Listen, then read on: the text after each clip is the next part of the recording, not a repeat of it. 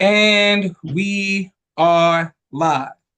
I want to thank everyone for tuning in to a very special edition of Off the Record on the People's Podcast this evening.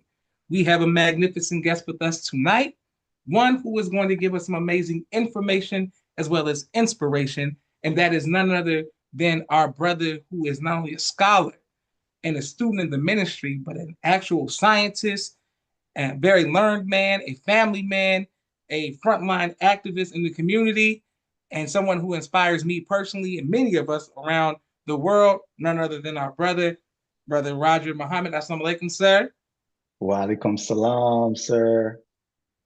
How are And you on doing? behalf of myself, my family, and the viewing audience of the People's Podcast, we want to thank you and your family for allowing you, for your sacrifices and for taking time out of your busy schedule to come have a very important conversation with us tonight. Brother Roger, we want to get right into it. There's pictures and videos, YouTube videos, but mainly pictures that are going around social media of a man who they are claiming to be Master Fard Muhammad in his older years. Mm, Is that possible to is that possible that that's really Master Fard Muhammad?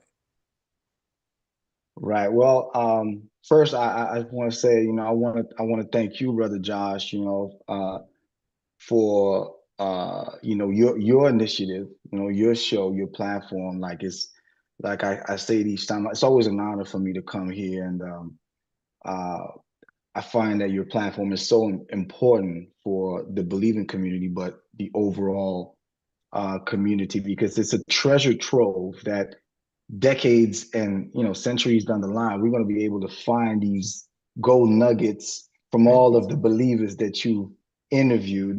So thank you for the opportunity to share, and of course I want to also thank my student regional minister because as a good soldier.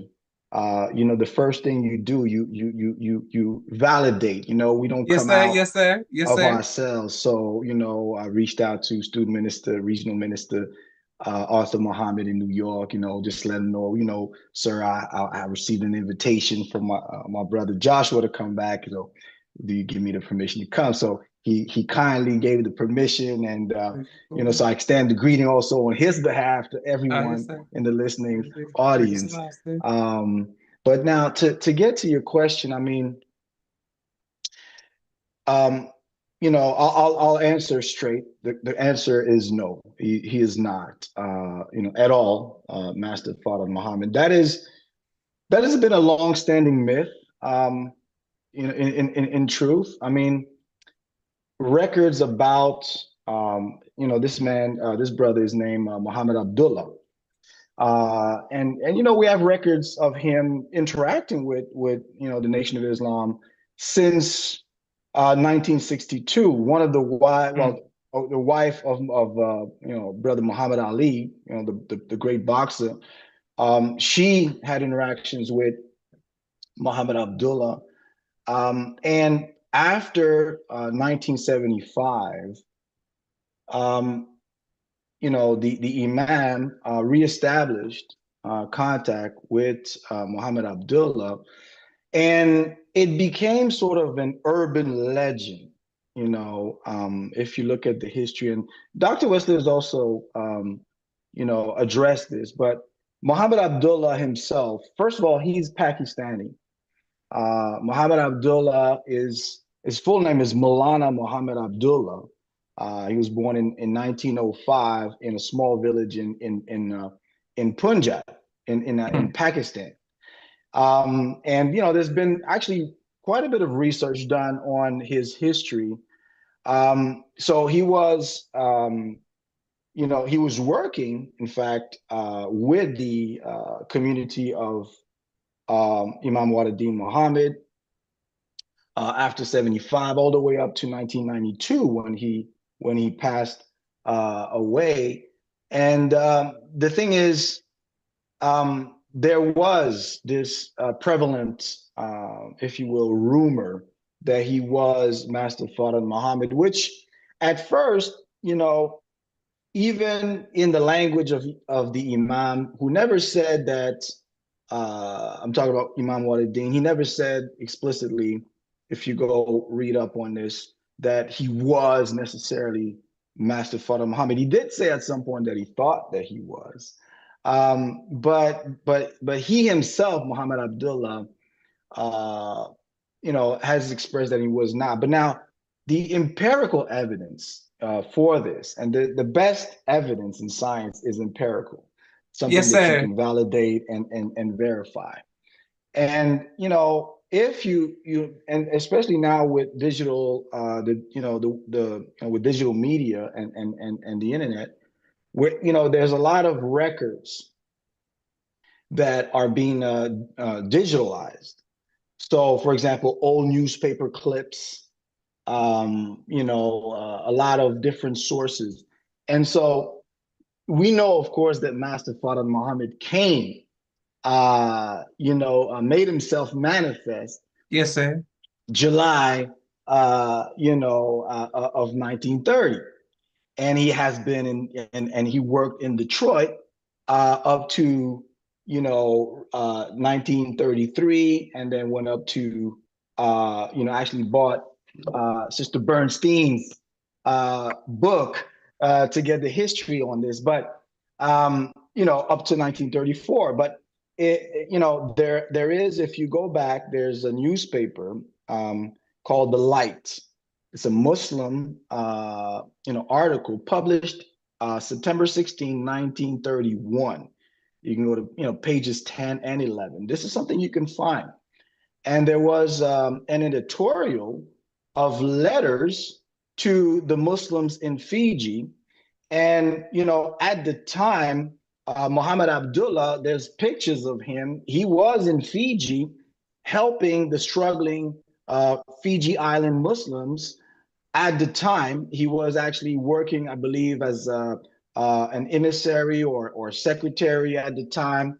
And he has actually a history that we can trace that is tangible, where we can empirically, verify that, of course, if he was in the Fiji Islands in 1931, helping the Fiji Muslim community at that time, he could not be at the same time in Detroit, Michigan, teaching the Most Honorable Elijah Muhammad. And he did confirm that no, he did not. He is not the author of those lessons. He may have given some insights to, for example, Imam Waluddin Muhammad about some of the meaning of it. And certainly he was a wise brother and a very good brother, and we appreciate him and the work and the help that he's provided.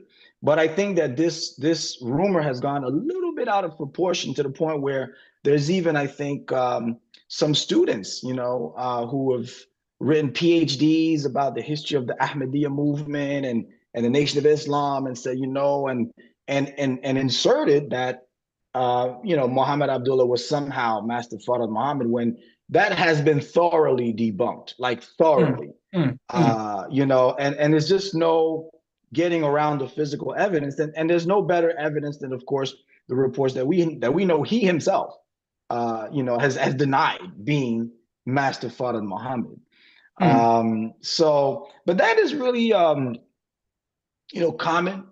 I would say that a lot of people, a lot of different researchers and scholars are trying to, I mean, it's mystified the world, right? Here you have a man that comes from nowhere, in the sense that, we're not able to trace his origin. Some are claiming to, and I'm not going to get mm, into that tonight because it's a big topic, but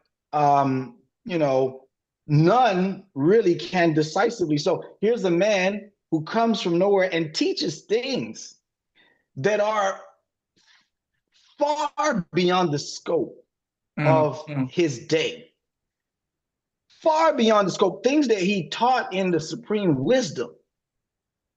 Allah in person, our Savior, Master Fard Muhammad.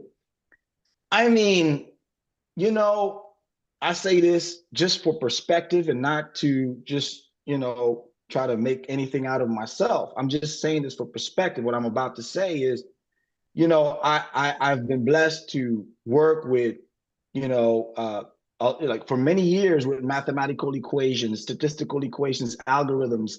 I'm certified in quantum computing, and I can write out the Dirac notations of quantum mechanics. I understand the physics, but yet, even though I could work on algorithms that would make certain people's nose bleed when you look at the equations, I don't say that to boast in myself. I'm saying that to now bear witness that in spite of that, when I read the problem book, I read it with so much humility and I'm blown away by the supreme wisdom, by the lessons, by the actual facts, by the problem book. And when you start reading the history, you start to realize how deep this goes. So, we've got to be careful, man. Let's not cheapen the God. Yes, God sir. forbid. And that's no disrespect to Muhammad Abdullah. May Allah be pleased with him. But everybody's trying to debunk Master Father Muhammad, but I humbly submit that it is impossible to debunk him.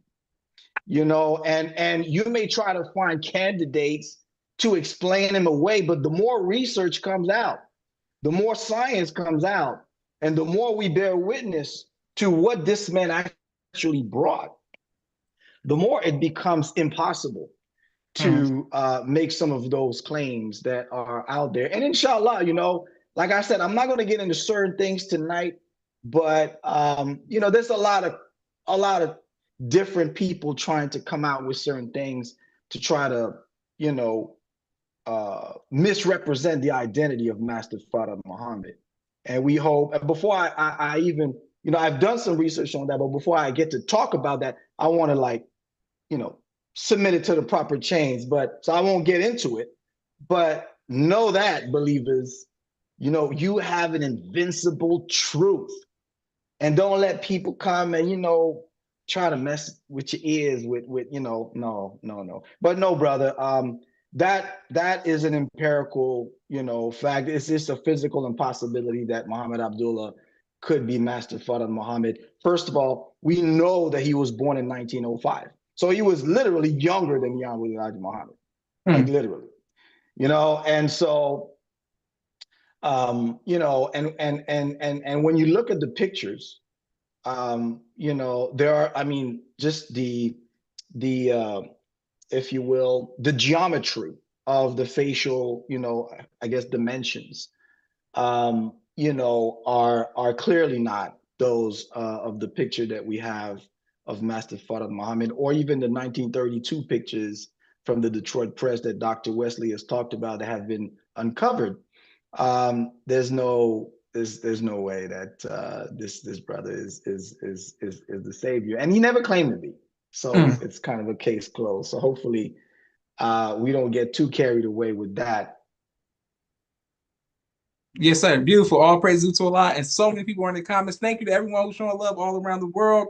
Walaikum salam. In the name of Allah, came a person. That's from Walaikum salam. Thank you. Walaikum salam to Jamila Burns. Knowledge. People showing Sandra Muhammad. Walaikum salam to Sandra. Walaikum salam. Let's hope. Peace to the nation. I love all who believe in point number 12. Says Allah established the kingdom of universal peace. Azim Shabazz. Roderick X. And thank you to everybody who's building along with us around the world. We truly appreciate you all. Peace of the gods. All right. Yes, sir. I wanted to ask you, why is the picture so? Uh, what's the mystique of just the picture of Master Muhammad reading? Why is it? Did we all these years later, 2025, we still don't? We can't look at an angle and say, did he have waves? Was it a part, or how would he look with a beard, or why just why is this picture so like so like what's the importance of just one picture versus all these pictures of this other man with glasses and like I don't know the Muhammad Abdullah like what Muhammad Abdullah, Maulana Muhammad Abdullah, Malana Muhammad Abdullah. a Pakistani brother, Yes, sir. not an Arab, uh, at all. Yes, sir. But you're Yeah, saying my question why is is it? why is like this one picture we got one picture, that's what I'm reading, and then you have all these other pictures of this other man.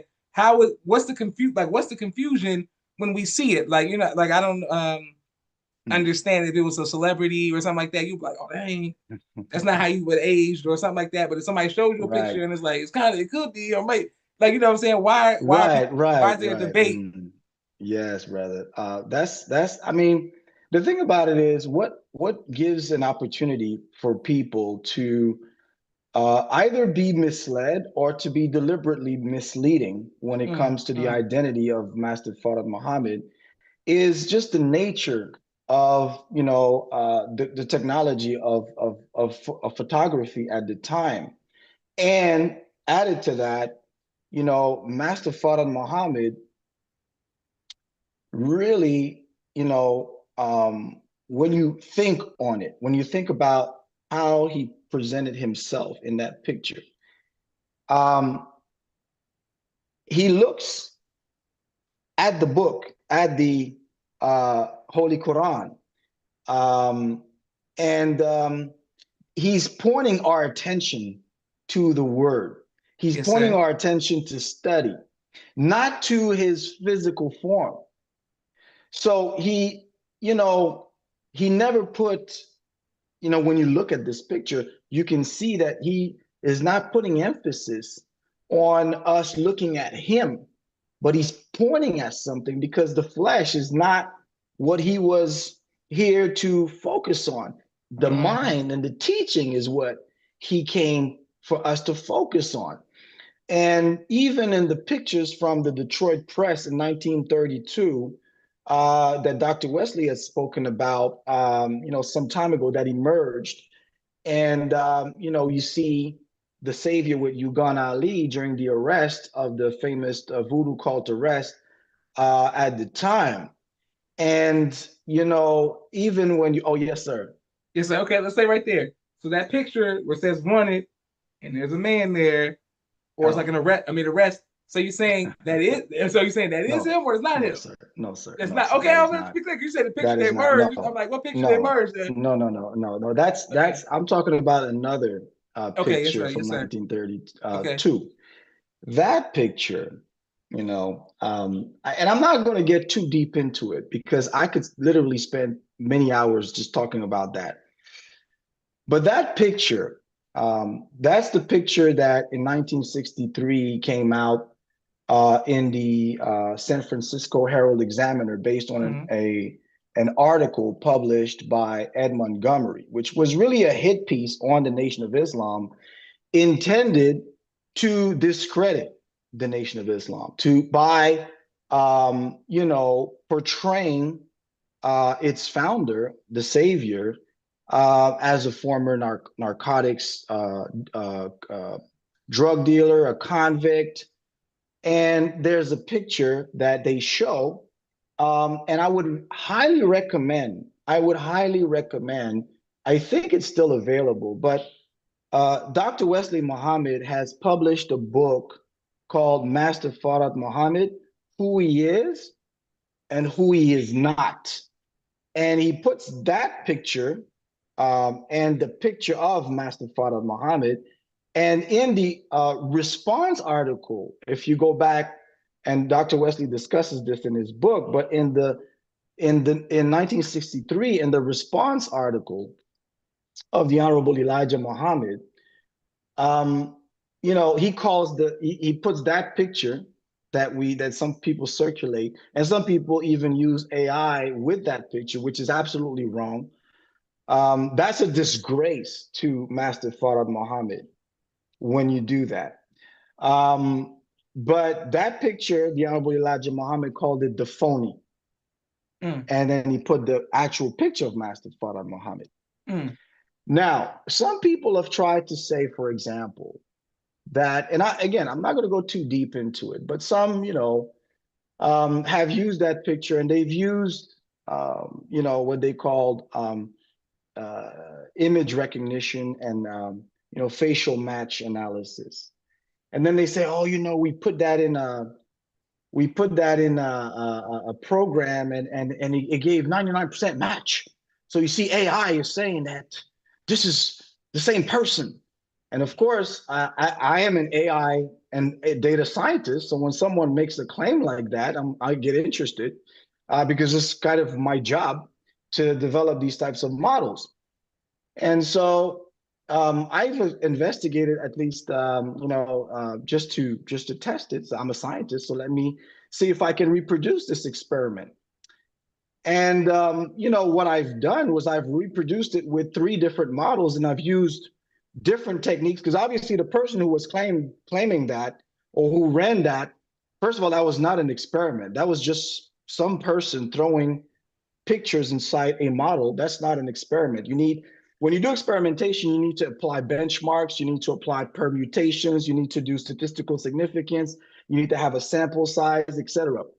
So that was not science, but people like to present it that way. So, I have the science to say, yeah, see, 99% match. Like that's not how it works, mister. But I have said, okay, well, let's have fun with it, even though that's not even today, by today's standards, it's not, if you went to court with that, they would kind of, dismiss that because that sort of comparison is something called a doppelganger, where you have people who have some Mm, resemblance, right? And, especially in the 30s and 20s with the pictures not being so clear, the AI models of today, they're trained on modern pictures with high resolutions. They're not trained on the older pictures, mm. right? So naturally, you're not going to get the same results. So you have to experiment with more pictures, benchmarks, and so on. But all this to say, long story short, is that like as just a person now, I'm listening to this, so I'm not, I'm not, I'm just assessing the claims, and I've reproduced it with three different models. And Mm, what I did is I used three models that have different parameters that are based on different architectures to see if I can reproduce the experiment. And I can report that it was a complete failure, meaning that the three models did not detect that this person was Master Fard Muhammad. On the contrary, they said that it was not. mm. So at best, it only shows that it is inconclusive. And plus, when you do, I'm not going to go into the math of this, and how you do permutations and how you do statistical significance, because that will be a little bit beyond the scope. But maybe one day, I'll share this, and show the mathematics and the methodology. But Okay. if ever believe, I'm talking to the believers,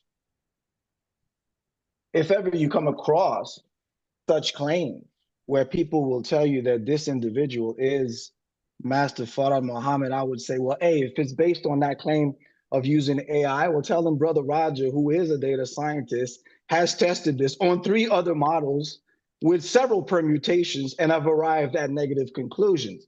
Um, and then I'd be glad to share that with whoever is interested. But I would say my first advice, that would be my second, but my first advice would be go and read the book by Dr. Wesley Muhammad. Dr. Wesley Muhammad does a fantastic job at debunking those claims altogether. And, if you think about it, right? See, in 1963, that article by Montgomery, which was really, it was a hit piece, right? They had done an investigation that was meant explicitly to discredit the nation because the nation was growing and they wanted to curve the growth of the Nation of Islam. And that was part of a program at the time. And, you know, the claim that Master Farah Muhammad was, some former drug dealer, right? You have to ask yourself, well, okay, if you look at the history of this gentleman that you claim is Master Farad Muhammad, Mm. and you look at all the records that are available, without again going into details, I don't want to go too deep into that. Um, but when I study the supreme wisdom, when I study the body of knowledge that is obtain,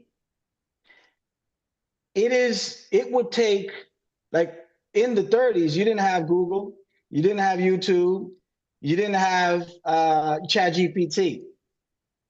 And some of the experts and science and researchers who have looked at Master Fard Muhammad's teachings, even though they don't believe he's God in person, they've acknowledged that it is extremely complex, eclectic, syncretic, and touches a broad, very broad scope of knowledge, wisdom, and understanding, theology, deep knowledge of scripture, physics, technology, mathematics, going into deep aspects of, the 12 scientists and so on. Yes, sir. And you know, like, if you take the 12 scientists, for example, you didn't really have books about that back then. Mm, I would challenge anyone in the United States. So this individual, you know, would have to, while in prison, you know, have digested all of that information in 3 years, right? In order to produce the supreme wisdom, when, and again, we underestimate our supreme wisdom. When in the supreme wisdom, I'll give you an example of why that makes no sense. Why this theory of this individual from St. Quentin, who, based on the picture, some, just like Muhammad Abdullah, right? Yeah, some use that picture from this man from St. Quentin. Others will use Muhammad Abdullah. Others will use David Fordell from the Moorish Science Temple. Others will use George Farr from the UNIA, that were saying, well, maybe he's Master Fard Muhammad. Maybe it's David Fordell in 1929. Maybe it's this guy from St. Quentin, according to the, some of the modern theories. And all of those theories have conflicting data. That's for one. But the most important thing is that now you have to be able to explain how would this man with hardly any education, you can say that about the Honorable Elijah Muhammad because he was taught by Master Fard Muhammad. But he said that Master Fard Muhammad studied 42 years, right? And when you read the wisdom, you can believe it. Now, take, for example, the number of atoms in the universe. If you read the problem book, we're told that there are 10 to the power of 78. It doesn't say it like that. It says 10 with 78 ciphers. Let's take that example. And then you tell me if that drug dealer from St. Quentin could figure this out, okay? While in jail, by the way, he was doing forced labor. If you read the documents, the files, while he was in St. Quentin, he spent 3 years there and he was doing hard labor. He was a road worker, right? And before that, he had absolutely no interest in religion. So for that man to be Master Fard Muhammad means he had to get all of this knowledge in this very short period of time, which is really, to use Minister Jabril's term, it's an epistemological impossibility. What does that mean? Epistemology is how you learn, is your cognitive faculty. Like, basically, there are even modern theories today on, how, we learn what we learn. And there are learning curves to things. And, I even took AI, I work with some advanced models, and I use techniques called cache augmented generation. It's a specific technique where I'm able to load a lot of information to the AI, and beyond what you can do with ChatGPT. And, and then I load different books and different things, and I run different types of analyses. And I said, well, take the records of this individual from St. Quentin, take his history, everything about him that we know from researchers and so on. Take the problem book, everything that's in the problem book, all of the mathematical equations and the way the problems are formulated. And then take all of these books on the psychology of learning, modern theories on the psychology of learning, and what are the learning curves, and then analyze for me how feasible is it And I use some of the most advanced models, like up there with the GPT-5s and so on.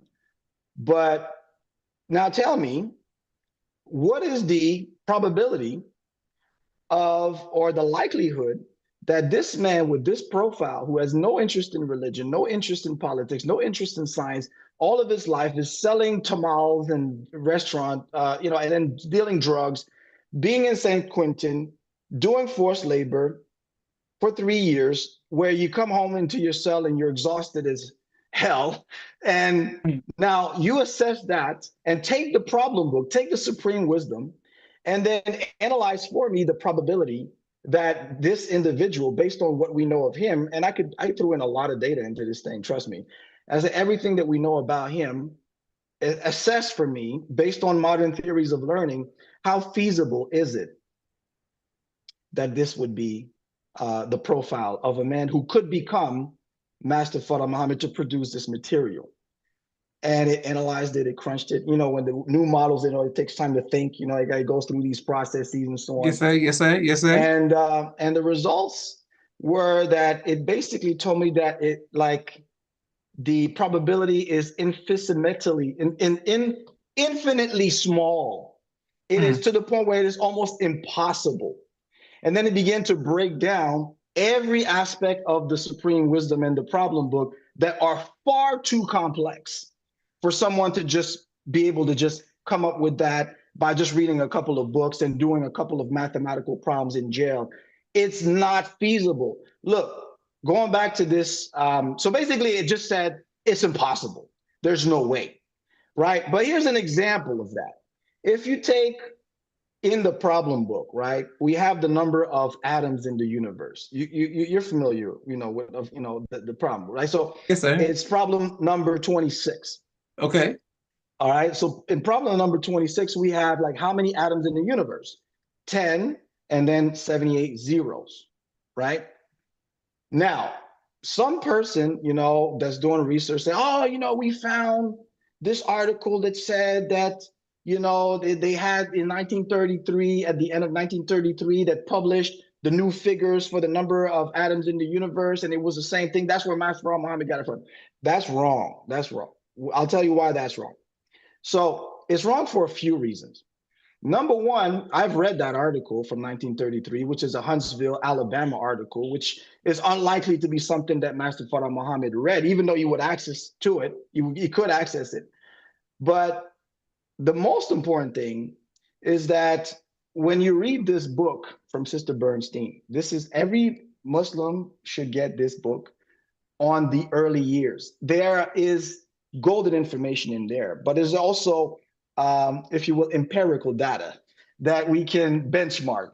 And that article that some out there are saying that Master Farah Muhammad got this from was publishing basically an article to announce the new Smithsonian physical tables that were published in 1934, ultimately, late 1933. This is a book mostly for scientists that gives all the latest research. The last time that book had been published was in 1921, which was 12 years before. So this was the updated version. Okay. So now that book was, hardly available. That's for one. But more important, the number is called that they're referring to in the article that announces the book is not really talking about the atoms in the universe. It's talking about, and I'm gonna get technical. Okay, put the put the thinking cap on, like the minister said to anyone out there, and put questions in the chats if I'm losing anybody, because for a minute it's going to get technical, but we're doing this for our Savior Allah, the universal King. All right, we want to demonstrate the power science of Master Farah Muhammad that was ahead of its time. So now, first of all, that again, we have letters from Bernstein, Sister Bernstein, the reformer, Mother Bernstein, pardon me, who writes to Master Farah Muhammad updates on the problems that she's typing in the absence of Master Farah Muhammad in Chicago. And in it, we have the proof that the problem book was already in circulation before that article came out, mm, mm, which means that there is no way that it could have been taken from that article. Secondly, that's number one. So we know we had the figures before the figures became public. That's mm, the thing you mm, need to know. Secondly, the figures that are public, especially pertaining to so-called the number of atoms in the universe, that's not the number of atoms in the universe. I've studied what is called the Eddington number. This is a number developed by Arthur Eddington, a physicist, that he first started to develop in 1926 and officially started to really talk about in the 30s. That was a formula that calculates the number of protons in the universe, a number that is somewhat like the number of atoms, but not exactly that in the methodology that he uses, but getting close. But in any event, that's not exactly the number of atoms. The number of atoms has been calculated with modern methodologies. And I've actually looked at the equations that you use to actually calculate step by step the number of atoms in the universe. You can do it yourself too, with a little work. I mean, I'm talking to everybody. And we should, because as students of the supreme wisdom, that's the kind of science we're supposed to get into yes, sir. as God's in training. But the thing is this, the number 10 to the power of 78, the way it's calculated today, and I've looked at the equations, looks a lot more like the way we break down the size of atoms in the problem book and the constitution of atoms and so on. So the way it lines up now, first of all, the Eddington number was not exactly the same number as we have today, but the number we have today, the modern number of atoms in the universe with the modern calculations, that number matches the number in our lessons and the methodology in our lessons in terms of closeness, right? So now, even if you were to say is the Eddington number, we had the lessons, and now, you know, if you go a little bit a step further, can I give you another example? Yes, sir. May I? Okay. Now, if you study the theology of time, right? And if you study, well, let's go back to the problem book. In the problem book, we're told about cracking atoms, Yes, sir. splitting atoms. Okay. We take that for granted today. Like, cracking atoms, crack atoms. Yeah, yeah, I go, and so, but that's a very serious statement in 1931.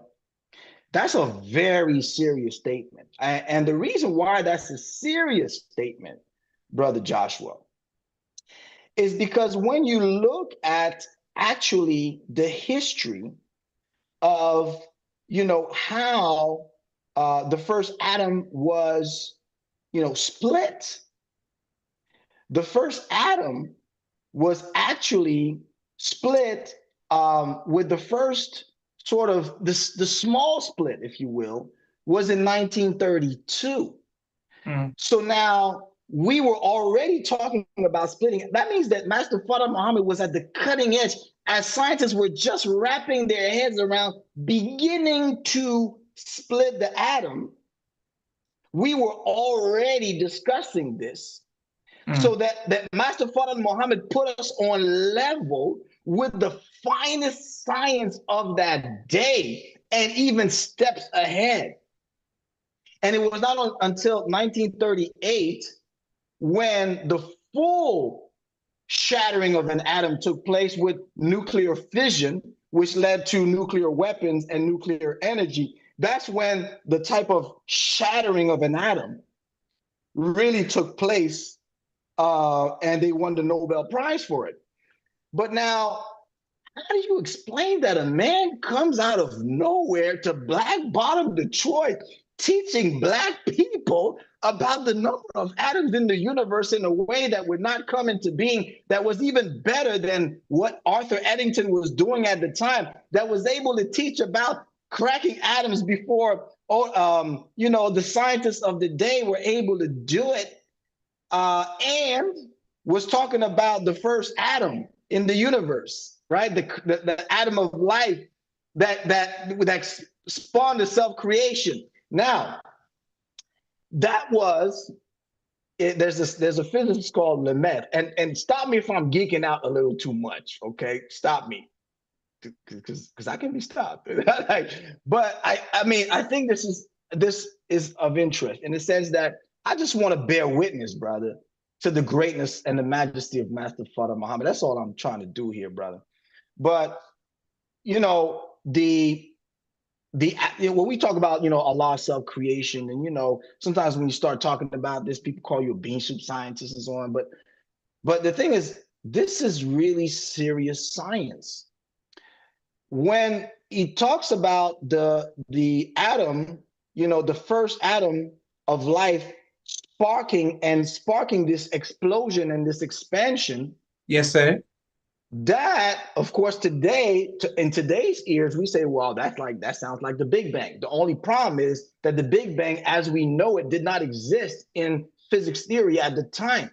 There was a physicist called Lemaitre in Europe who published a paper in French in 1926 that even Einstein hated. Einstein hated his paper. It was a paper that talked about the primeval atom. That started the process of expansion of the universe.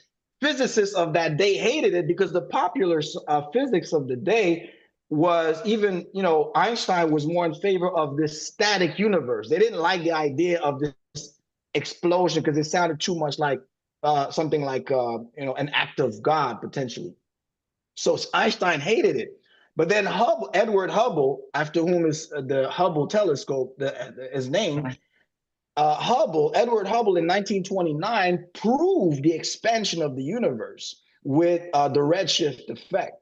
He proved it. So that at that moment, all of the physicists went crazy thinking, oh my God, now we know it's expanding. So they started scrambling to find out what kind of model that could fit this new expansion model to explain the universe.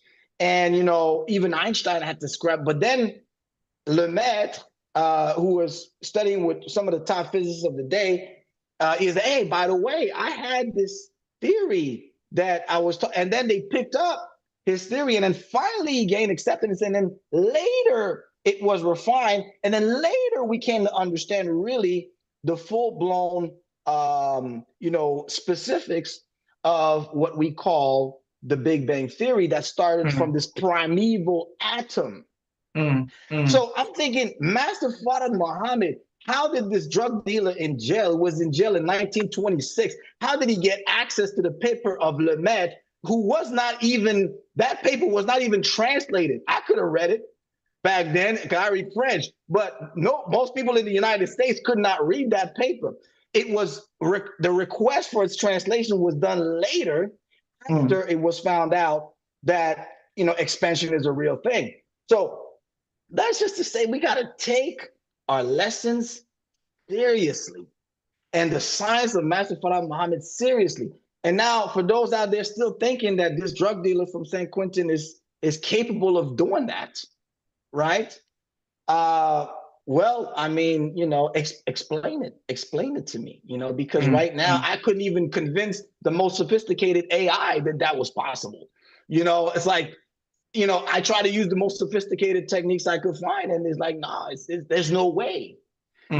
So we've got to be careful with the way people are going to try to throw things around that may sound good at the surface, but we have to dig deeper to make sure that our foundation is solid, because as we're celebrating the 40th anniversary of the More Than a Vision-like experience of the Honorable Minister Louis Farrakhan, as we get nearer and nearer to his rendezvous with destiny to go back to his father, as we believe, the more people are going to come out of the woodworks to try to attack our foundation, to try to weaken our foundation, as they did in 75. One of the first things they did was to attack point number 12. And so we have to be sure that we don't fall easily into a lot of these things that sound good. But in truth, brother, and again, I haven't even scratched the surface of what I could say on that topic. Trust me. There's so much more that could be said. But you know, but I would say, can a devil fool a Muslim? And our Listen. answer is no, sir, not nowadays. Yes, sir. Yes, sir. Not nowadays. So look, we have this beautiful, beautiful teachings, and just today, the science is catching up to what Master Father Muhammad has been teaching. And I'll Mm, give you one more, and then we can move to the next. But even there's a theoretical physicist. Her name is Paula Zazi, and she had published, I think, in 2008, a paper where there are all these debates among physicists about, fancy concepts like Planck scale, quantum density fluctuation, and how the universe comes from zero, so on, which Yabulaj Muhammad explained how it comes from zero, right? How from nothing you get something. And the explanation he gave in the theology of time lines up with what today is understood as beautiful. the Planck scale, quantum density fluctuation, how you get zero, like one from zero. But in any event, she wrote this paper explaining how, based on a theory by Roger Penrose and Stuart Hameroff about quantum brain and consciousness, and how the universe, if you will, the first atom was probably like an act of consciousness, just like the Honorable Elijah Muhammad said, that spark of intelligence in the Mm, triple darkness, right? beautiful. Which of course he said triple darkness. And by the way, 95% of the matter today is dark matter, right? Which the Honorable Elijah Muhammad told us about. Coincidence, perhaps, But she wrote this paper, and when you read her explanations about the beginning of the universe and trying to explain, because they're trying to solve, if you will, the problem of gravity in quantum mechanics. It's a big kind of thing, but so that was an attempt, if you will. That's one of the many theories. It's like string theory and so on, even though string theory is mostly falling apart nowadays. But in any event, um, what she explains lines up. You would think that you're reading the theology of time. That's 2008. But now you'd think you're reading the theology of time in 1972.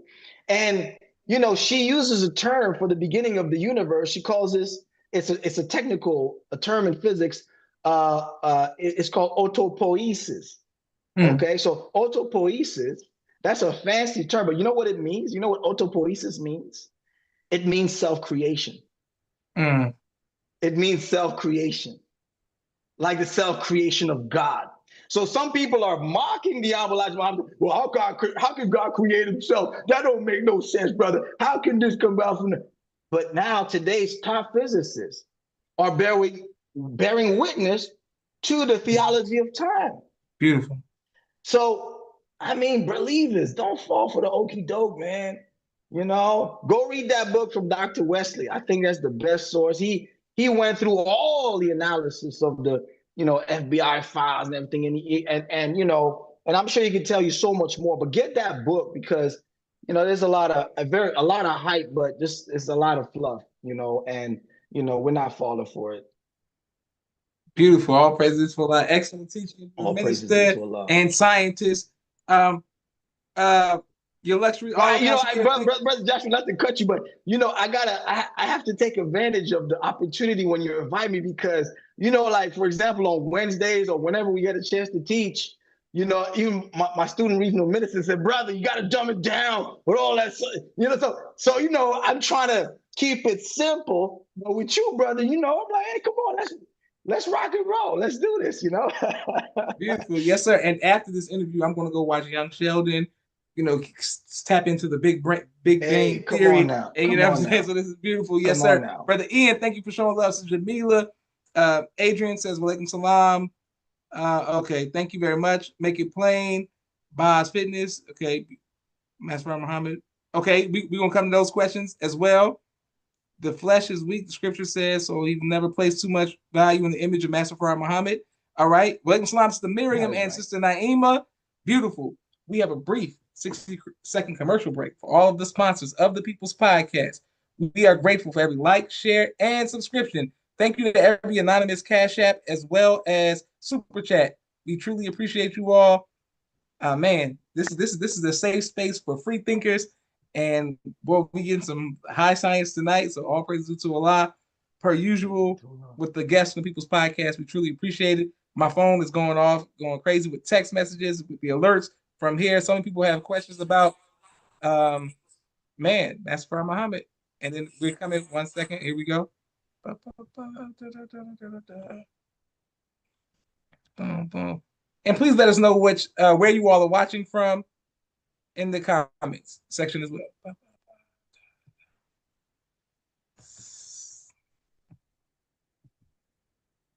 There we go.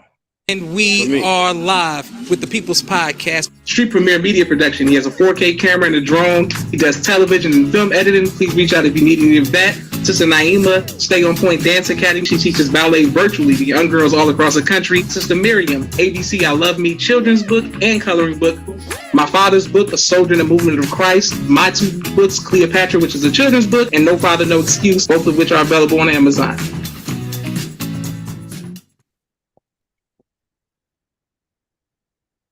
Beautiful, beautiful. Excellent. Okay. And I'm coming to all of you all's questions. Man. Okay, beautiful. Jahar. Some people are just bearing witness to the teachings, and you had to go get the supreme wisdom so we can, when you Supreme wisdom, brother. Foundation. That's the foundation. quote the prophet book, we can be on the same page. Everybody go get your homework. I mean, get your study material. Let's finish what we were going into. My next question for you, sir, is like somebody in the comments said, they never even thought about put too much faith in the flesh of the picture of Master Muhammad before there was Google or the internet. The Nation of Islam and the believers had so much accomplished so many things with just one picture of the supreme being and Master Muhammad. And do you think that more is this? Are we going? Is this? How do I? What I'm saying is, can we? Why is it so important that we be focused on point number 12 in 2025 in order for us to accomplish a lot of great things and moving forward in the future, sir? Man, that's a beautiful question, brother Joshua, and an important one. You know, really, point number 12 is everything. It's the reason we exist Yes, as sir. the Nation of Islam. And so naturally, when you want to kill something, you don't kill, if you want to kill a tree, you don't cut out its branches because other branches will continue to grow. You try to kill it at the root. So you cut the tree at its root, at its base, to completely sever it from the roots, or you try to poison the roots to kill the roots in order for the whole tree to die off. And so, when in 1963 they did this first hit piece, and they tried again in 65, and they're trying again today. And again, there are so many theories, and some people are not necessarily in a conspiracy or anything. Human beings are just curious. Yes, sir. And you have researchers out there, and we applaud the work of the researchers who are trying to uncover the history. We're not against that. The problem is that sometimes people will make claims with very little data. And so, but then they put a lot of narrative around it. So, what is scary with that, if you take the scripture, brother, the book of Timothy, chapter 4, verses 3 and 4, Okay. that's a scripture that our beautiful beloved student national assistant, Minister Ishmael Muhammad, constantly admonishes us to think on. And,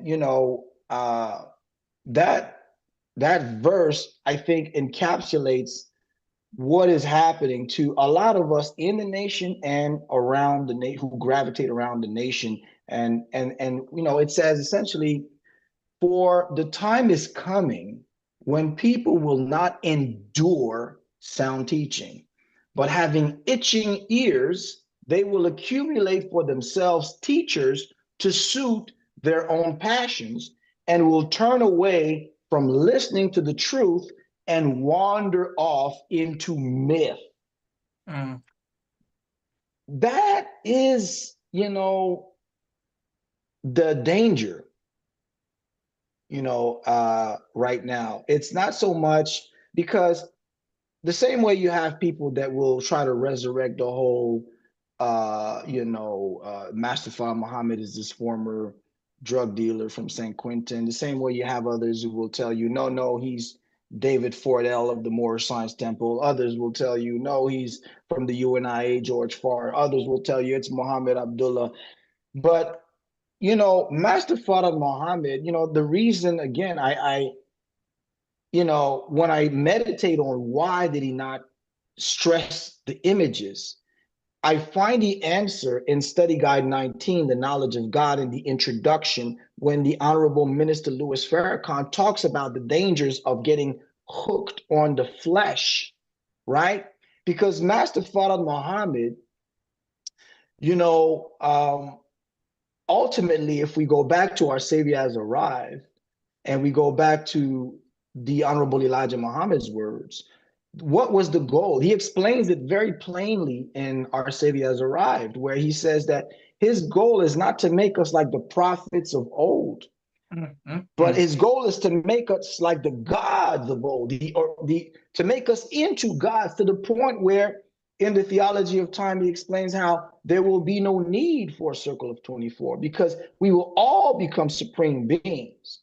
We will all become gods on that level, but we have to submit to the supreme being today. Yes, sir. In that, you know, Brother Nuri puts it so well. We join the nation not to worship, not in the sense that just, of course, we worship God, but we come to the nation not just to worship God, but to become God. That's the goal. But you can't become God unless you follow the prescription and the curriculum. Yes, And sir. unfortunately, a lot of people, that's why I love the scripture because it says you cannot endure sound teaching and you wander off. And what that means is we get so enamored with things that sound fancy, but we're not rooted in the foundation that will make us masters. When you go and you study martial arts, as many of you do, at the beginning, that's why I love the original Karate Kid and the version with Jackie Chan. Same thing with that, that same position. Like you think becoming it's a great lesson in godhood because the same way, Daniel San has this picture, of like, okay, I'm gonna be this great, Yes, sir. karate, Yes, sir. expert, Yes, and you're sir. gonna Yes, teach me to sir. move. And Will Smith's son, in the movie, I was like, yeah, all right, Yes, show me, sir. like I'm ready. But the beginning, it looks boring.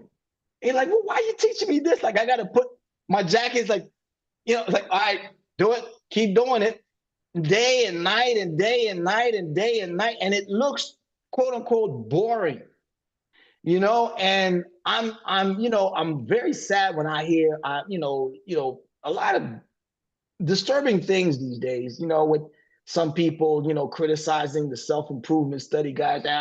Instead of sitting around listening, studying the study guides. Man, do you have any idea how powerful this study guide Mm. is? How much is in it? but the thing about it is that people don't like. They think, oh, I read Message to the Black Man. Or I read the lessons. Or I did the study circle as the study guide. Man, I already did all of them, man. I don't need to do this again. Well, do you say that about brushing your teeth? Mm. This I brushed my teeth already, man. I don't need to do that no more. I'm good. Oh, I took a shower, man. Why I gotta take a shower again, man, this week? Why what do you mean take a shower every day? I took showers all my life, man. I don't need to keep taking showers.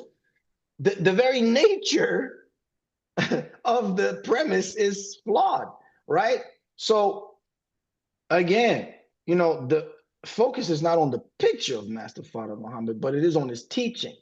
But the more we compromise on not being focused, like we want to learn all these different things, but if we start going around, like even me, I'm a little rusty in my lessons. And as I was doing my studies in the last, especially the last couple of months, studying the physics of the problem book, I started telling myself, man, I used to memorize my lessons really, really well, but I realized that I'm a little rusty. So now I ought to go back and memorize it again. And I would say this to the believers: instead of the endless hours you spend, uh, listening to this, that, and the other, try to memorize that same one lesson, repeat it 100 times, and see what you reflect on what you will discover the 100th time you read it. And it will not be the same thing. Mm. Mm. It will continue to unpack supreme wisdom because what? This wisdom is the wisdom that establishes a world for which there is no end. The Nation of Islam is literally the prototype of the future world. As a brother who was, before I was in the nation, I had converted to Orthodox Islam. I was one of those Malcolm X brothers, and nothing against those, but I was one of those, and speaking of the people who put that picture up of the guy from St. Quentin claiming it's Master Farah Muhammad. Carl Evans is one of the first ones who came out with that, with his books. And I was reading his books before I joined the nation because I was looking for arguments to argue against the nation. So it's not like I'm not aware of these arguments. But the thing is, joining the nation, and I've been exposed to the Muslim world. I go to different churches. I love the church. I love my Christian brothers and sisters. I love, just the ummah and so on. But I will say, are we perfect? No, we're not perfect. Because I hear some people talking about, oh, the nation's flatline. Really, brother? The nation's flat. I mean, if you looked at all the other organizations out there, look at Mm. us in comparison. Do you have you looked at our infrastructure? Have you looked at the amount of things that we have? We move in silence, but the numbers are there, and our children are the most beautiful testimony. Compare the standards of the Muhammad University of Islam students with the national standards. We produce geniuses. Yes, sir. And we produce a culture. I mean, I love being in the nation. On Saturdays in the East Coast, our beautiful regional captain, Majid, he has these calls for the FOI on Saturday for all the region. And, being in Canada, I'm so glad because I get to participate with the other FOI in the region, and we get to fellowship. And I see the young brothers like Brother Rob and the, Brother Caleb and, in the East. I mean, they fireballs. These young people are so amazing. And I'm like, look at what we're producing.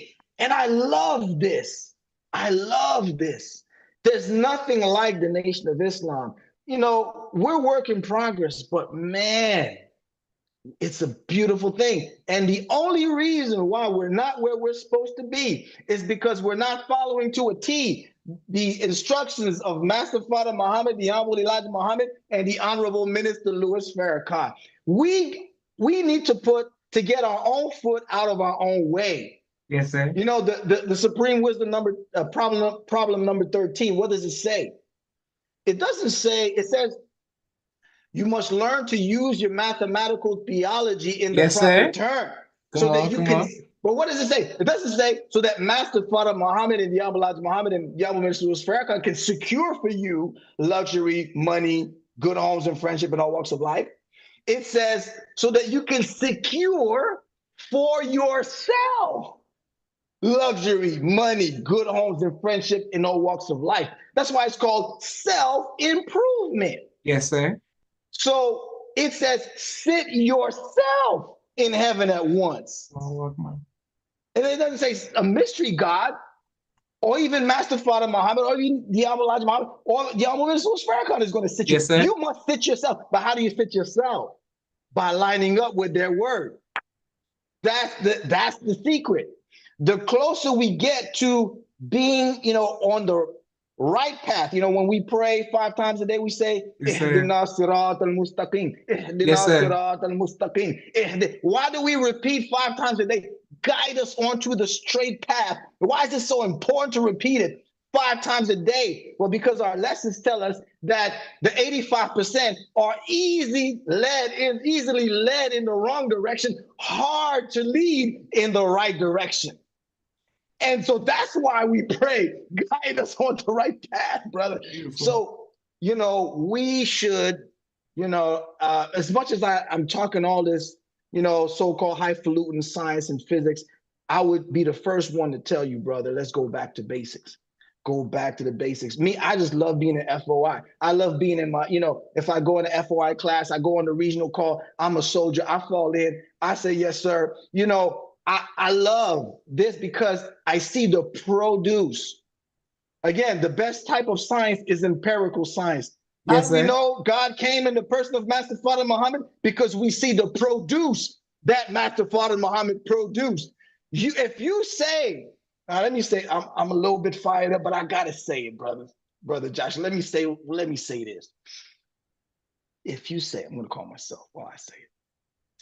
Those of you out there who say you want to claim Master Father Muhammad. You want to claim he's this one, he's that one, and he got it from this book and that book. Oh, he got the actual facts from the World Almanac and this and that. When in fact, yes, Master Father Muhammad used books that were present to get to curate and guide us into a pedagogy above and beyond the science that he himself brought that was not known to most of this world. But now, when you look at those who say, well, he borrowed from 12 Shiites. He borrowed from this guy in St. Quentin. He took correspondence courses from the University of California, and that's how he learned problem books. And look, you see, it's there. When you actually read the problem books, and as a scientist who actually knows how to make equations, I find that completely ridiculous. Mm. That you would think that you could do that, because do you know how hard it is to produce? The Quran says, they say to Muhammad that he he's a poet, that he made up these verses. That They say that's what they say.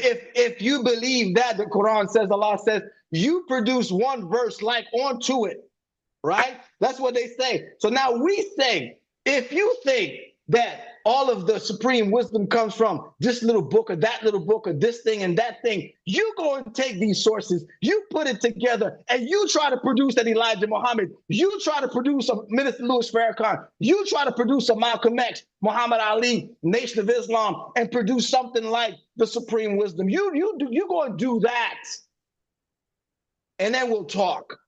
But no one has been able to reproduce what Master Father Muhammad has produced. No one.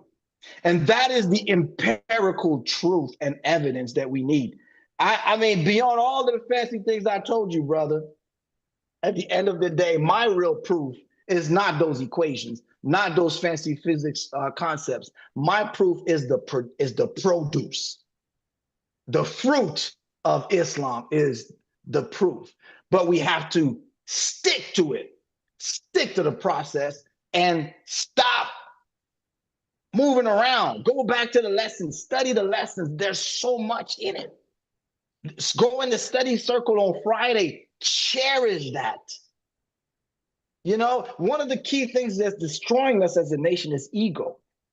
And in the book of Numbers, chapter 16, there's a story, real quick. I'm sorry, you got me a little fired up, bro. I'm sorry. I'm doing my best here, brother. You know, it's your fault, brother. But you know, when I see people like just snobbing the self improvement study guys, I heard something like that not too long ago. I was really sad. You know, we snobbing like the self improvement ain't nothing. You know, let's go do this other thing instead. You know, and that reminds me, you know, in the book of Numbers, chapter 16, you know, there was a rebellion by these priests, you know, Korah and Abiram and others. Mm. And they had beef with Moses and Aaron. And their beef was that they accused Moses and Aaron of exalting themselves. And that's you hear that with some people that talk, you know, when they talk about the minister, oh, talk about himself. Man, that is so wild when I hear things like that. But because it's right in the scriptures, it says exalting themselves. They had beef with Moses and Aaron.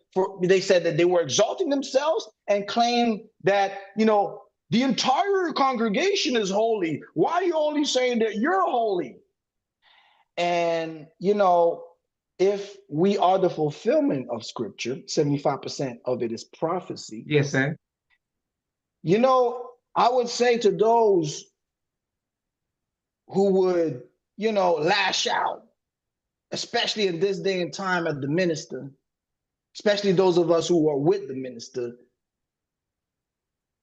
when you lash out like that, call the minister arrogant and you call him this, you call him that. Oh, he's not the only one who's holy. What about us? That's exactly what the book of Numbers says. It says that the priests were saying, well, they're exalting, Aaron is exalting himself. We're holy too. Why isn't our holiness acknowledged? And the God responded by saying, my covenant is with Moses and Aaron. And you know what the God did in the book of Numbers? This is just this is not a threat. This is God's words. I'm just quoting. But he said, you know, in the book, after God responded he responded to those priests, those envious and jealous priests who were rebelling against Moses and Aaron and trying to take 250 people with them. God responded by causing the earth to swallow them, and all of the household and the people that followed them joined them in this swallowing.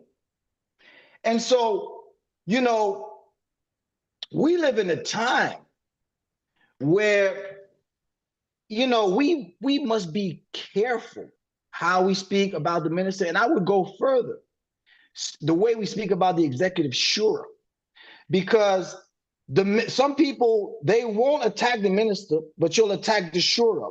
But why that's dangerous is because the minister established the shura. And in the Unraveling of a Nation 2020, the minister explains the scriptural roots of why he established the shura and how the shura is fulfilling the scriptures in this next dispensation. And you know what separates, and I suggest everyone read Brother Saad's book on Joshua, your name. But what separates the Joshua phase, which the minister represents from 1977, read the book from Brother Saad. But what separates the Aaron and Moses phase from the Joshua phase, when Joshua takes the children of Israel across the river, like the minister, according to the Honorable Elijah Muhammad, would take us across the river on his shoulders. And when he get us there, he won't say, look what I done. He'll say, look what God did. The difference, if you study the scriptures, is that in the time of Moses, why there had to be a wandering of 38 years was because the old mentality of those old priests who still had envy and jealousy and could not fully accept the word and the leadership of Moses and Aaron, they had to die off so that the new generation of Joshua could emerge. And what characterizes the generation of Joshua, according to theologians, is that the generation of Joshua, and that is Yahshua, and that represents the minister, is that all of the priests that worked with Joshua, aka the Honorable Minister Farrakhan, they worked in unison with him.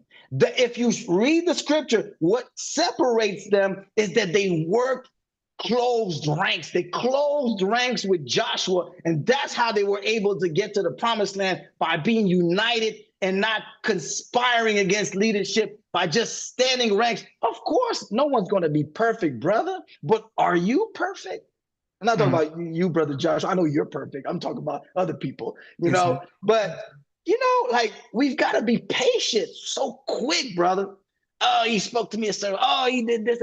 Brother, there's going to be suffering along the way. We're in a hospital. The Nation of Islam is a hospital. We're all patients trying to get our way up. And as patients learning to become doctors and nurses, in the new Riyakub and reverse reality. But we've got to submit. And so we need to support our executive shura. We need to get behind it and stop always criticizing every little thing that you don't like. Oh, yeah, yeah, yeah. And get on social media. Yeah, yeah, yeah, yeah. Oh, why are you doing that? Yeah, yeah, yeah. And is that helping us grow? I would say no. Absolutely not. So yes, it's painful sometimes. Sometimes, brother, sometimes, I'm from the East Coast. I came under Captain Majid, and I love Captain Majid. But the number of times Captain Majid chewed me out till I would want to cry like a little baby. He's not like that no more. But he's a everybody know Captain. He's a captain's captain. But you know what? Today I thank him for all the times he chewed me out, for all the times that he humbled me, because ego is our enemy. And that's, your father has that saying, ego is the enemy, right? Yes, sir. Ego is the enemy. But unless we come back to being soldiers, because some people don't like that. They don't like to be soldiers. They don't like the yes sir. I love that, because that's what's going to get us across. Is discipline. The same way when you run code, if you program, when you run code, brother, if you move a comma, if you move a parentheses off in your whole code, when you run it, it will break. It will turn an error, because the entire code must follow the proper language and must follow the instructions of the language in order to run successfully, as we should run the program of the Honorable Minister Louis Farrakhan today. So I'm calming down now. Beautiful teaching, Brother Minister. All praise to life. People, you're on All fire. People, praise bear to God. witness. Thank you for Brother Marshall out of Casetta, Georgia. Thank you, Sister Auntie. You always showing love. Thank you very much. This was not yet available when this book came out. Thank you, Jahar Green. And Brother Minister, where can people reach out to you on social media who have more questions that may not be getting addressed today?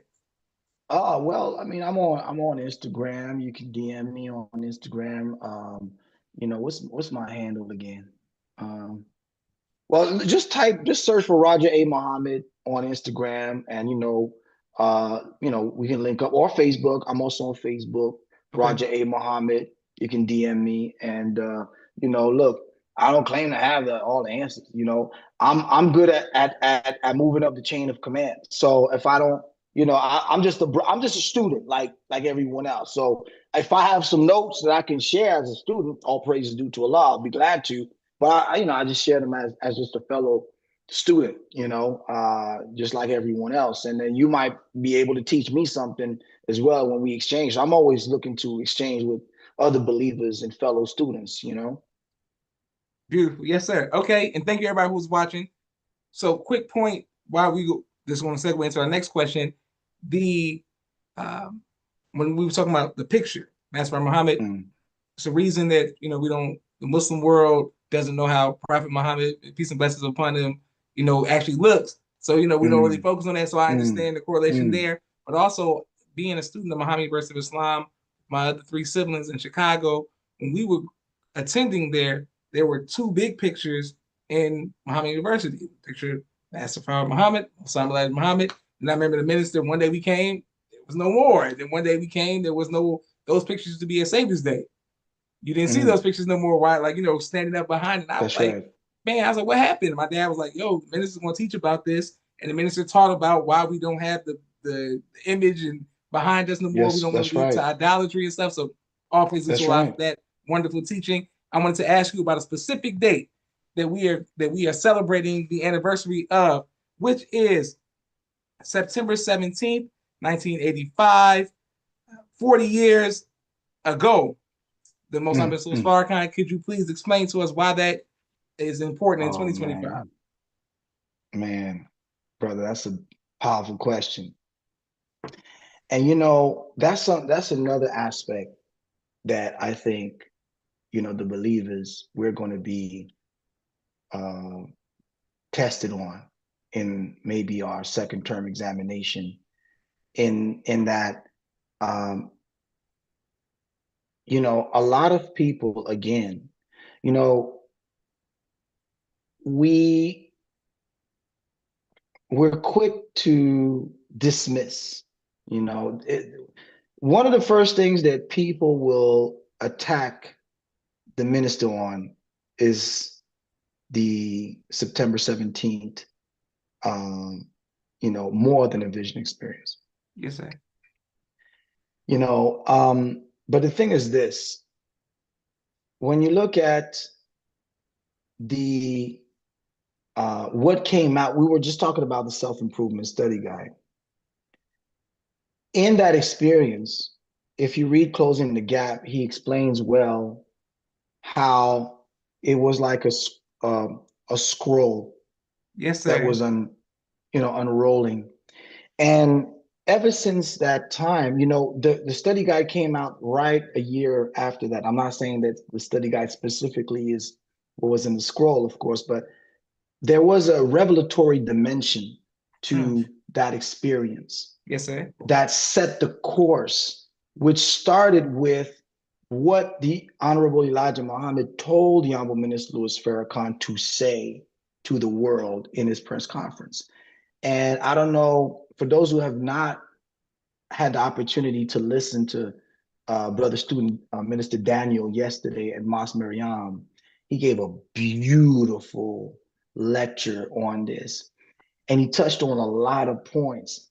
But the thing is, you know, you have to consider this for those of you who doubt the minister. So that's crazy. That's just that's just whatever. But consider everything that the minister has said that was exactly like the New York Times article that came out that proved that exactly when the minister received this revelation about the president would meet with his joint chiefs of staff to plan a war, that was happening with Libya, that all of those things lined up.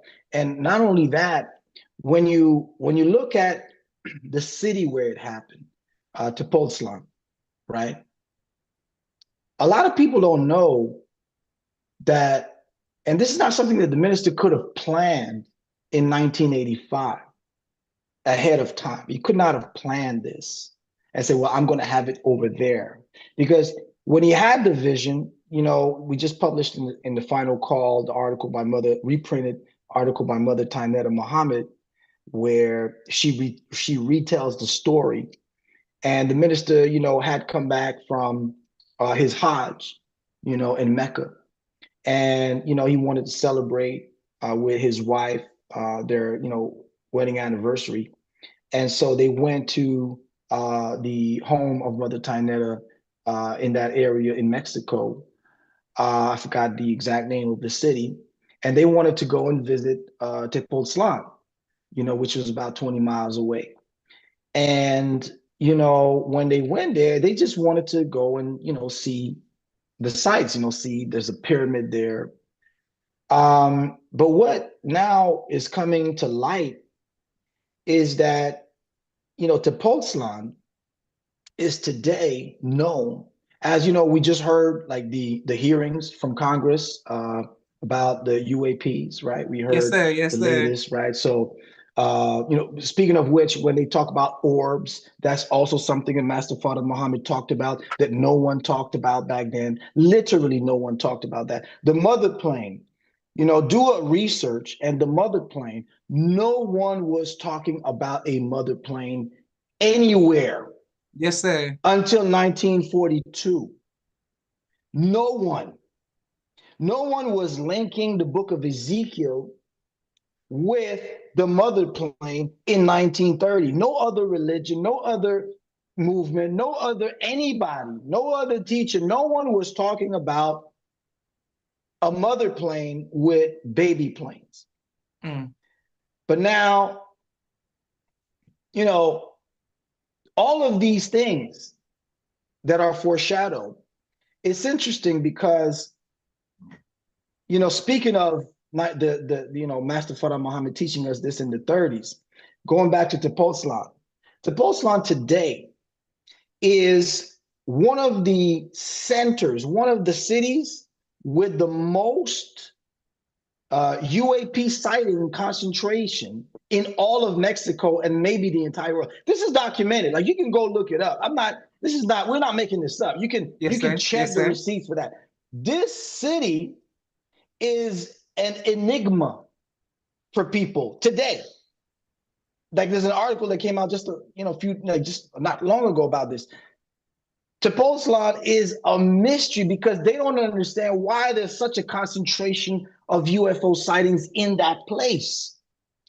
Not only that, that temple, right, which is an Aztec, pyramid. Yes, sir. That city, according to Aztec ancient teachings, is the birthplace of Quetzalcoatl. Mm. Quetzalcoatl is the Christ figure of the Aztec religion, the ancient religion of the Aztecs. Is the Messiah, and like Osar in ancient Egypt or Kemet, represents this resurrection, Mm. right? So now, what are the odds? I dabble in statistics a little bit. What are the odds that the minister would have a vision in that city, in that temple that happens to be the birthplace of the Mm. Christ? And they have also a ritual every year in September celebrating,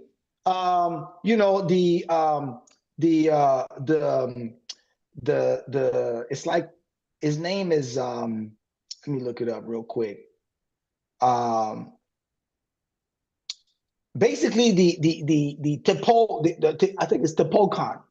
It's not that it's like the name of the city Tepoztlan, but it's essentially a deity that's revered, that has, according to the legend, converted ultimately to, accept baptism, and, was able to defeat the demons and so on. And every year they have a celebration of this great legendary hero of their mythology.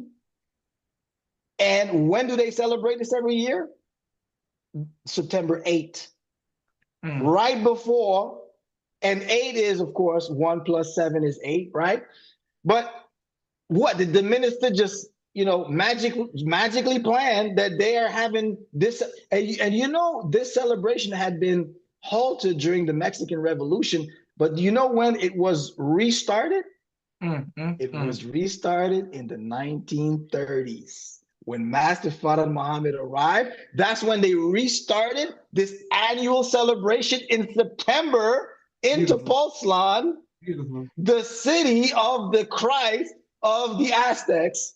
This is where the minister has this more than a vision-like experience. And as Brother Daniel taught yesterday, and Brother Ilya talks about as well, when you look at the book of Ezekiel, in chapter 8, verse what's the chapter again? Yeah, Ezekiel chapter 8, verse 1, right? When the prophet has this vision where he's taken up to Jerusalem, and Yes, sir. now the Christian scholars have discovered, as we know, that that date that is in the Bible, they have estimated it to be September 17th. So now the minister could not have planned that, of course. But now, what about the fact that also Prophet Muhammad in his Mirage is Yes, taken sir. up to this Jerusalem, just like Beautiful. Ezekiel is taken to the Beautiful. Jerusalem in the sky. So you Yes, have the sir. convergence of Muhammad taken to Jerusalem, Ezekiel taken to Jerusalem, the same book of Ezekiel that talks about the wheel, the same wheel that is now seen in Tepoztlan, maybe more than anywhere else on the planet, that one place, is that really a coincidence? For Beautiful. those who just want to dismiss the minister, it's a sign to let us take into consideration the seriousness of this experience and what comes out of it, the guidance that comes out of it. Because everything that the minister has done has been as a result of the guidance from that experience. And those who would dog the minister, you have to remember now, many of them would not even have had a platform to do all the great things that they've done without the Honorable Minister Louis Farrakhan. And the Honorable Minister Louis Farrakhan did it based on that experience. So if you're saying that experience is garbage, then how do you explain the platform that you had that allowed you to be what you are? You know? So, and I say that with love. I say that with love, to whoever it's intended for. I say that with love. Reconsider your position when it comes to the Honorable Minister Louis Farrakhan. If at this day and age, if you're turning, I pray Allah that He'll bring you back. I pray that I always pray to Allah, oh Allah, please don't make me a failed experiment. Any day, brother, we could flip.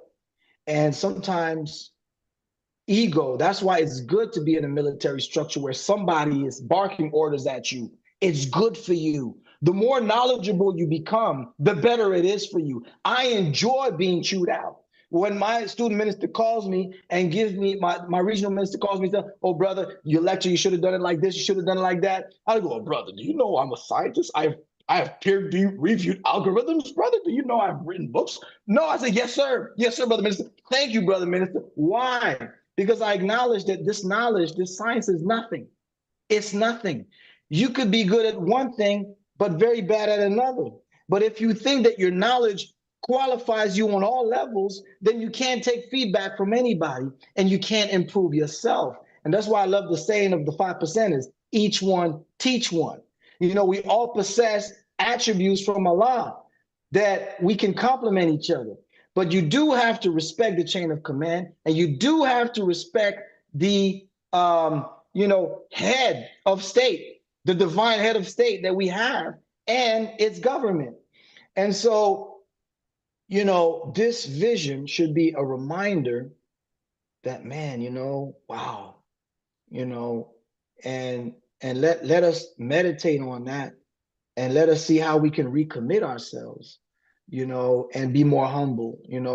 One little book I'm working on is called The War on Ego. And by the way, speaking of egos, my ego was hurt because I've been trying to reach Brother Dimitri. I'm calling him out in a loving way. Brother Dimitri, respond, please. No, it's an inside joke between me and him. But I'm working on this book called The War on Ego, because even myself, I figured that, what, that's what I'm scared of. That sometimes the more you think you learn, the more you think you know, the more you, and now in the age of all this, we're in, ChatGPT, YouTube, Google, Instagram, we're flooded with information. And sometimes it can get us to think that, oh man, I know it all now. And all this stuff that I've been learning is because the brain is always looking for something new. So we neglect the foundation, Mm. but we should go back like Daniel San. We should go back like that Karate Kid movie, brother, and just practice the basics, man.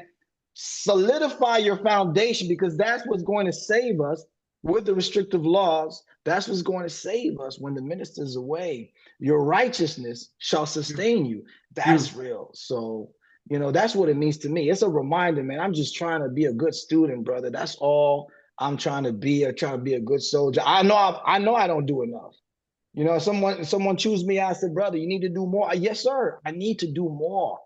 Instead of always looking at, look at yourself, look at the man in the mirror, and we have, I'm with the minister when he says, what, I may not be perfect, but I'm perfect enough for you. He is perfect enough for us. and you take it or you leave it alone, and you see what you do without that guidance. We'll see you in a couple of years. We'll see what happens. It's all love. Yes, sir. Beautiful. All praise due to Allah. And people are bearing witness all around the world. Okay, well, Melissa, we have to man, we have so many more questions, so many more points, but inshallah, we will keep this on as the series goes Inshallah. on. Yes, sir. But Yes, sir. I got the template and the talking point, so moving forward in the future. But I wanted to ask you one more thing. It was a lighthearted question that we wanted to get about it because so many people in the comments are everybody's going deep, building with the guys. We appreciate that. Thank you all, everybody who continues to show love. But we wanted to ask you um, something. You always speak very highly of your wife. Always Yeah. speak highly of your Yes. wife and your family. Yes. Yes, sir. Yes. What is some Yes. advice, perhaps some date ideas? You know, when you all keep it so fresh and you still going out in Canada. Oh What is man, some advice brother. for Brother. the couples For the to dating ideas, brother, I need advice. Maybe I can get some. I need some. May Allah forgive me. I need advice for that. What I can't get, I cannot give good advice for dating. I need advice for dating. If okay? I say that I can give you advice, my wife is going to get on here. She's going to get in that camera like, really? But bless her heart, man. I always every day, I could never thank Allah enough for my wife and for her patience, with me as, a very imperfect student trying to, just stumbling all the time. And, but one thing that I've learned, I'm blessed to have a wife as with many and most, I would say Black women, they have this, like, Black women don't try to outsmart a Black woman or outtalk a Black woman. It's not going to work. It's a failed experiment, Mm, and sometimes when a marriage is really tested when things get tough. And when things get tough is when, sometimes you'll get into, an exchange, an argument. And, for us as men, the default emotion when we're not able to articulate our point of view is there's a fire. Ego starts to kick in, and then we can become, other than ourselves in our response. Um, and that is usually, and marriage is a learning experience because you learn about yourself through those situations where you realize in hindsight, what is it that really triggered me? It's not what she said that, it's not that it was wrong, is that it was probably maybe it was right and it hurts. And so unless you're able to sometimes, what happens is that we can as men get defensive because we live in the world where we've been kicked down, we've been beaten up. And what's beautiful about the MGT class, which is why I really highly suggest any single FOI brothers, please, I would say the best thing you would do is to find a beautiful MGT as a wife, because the teachings they receive is helping them to help us as we learn to manage our egos without crushing it.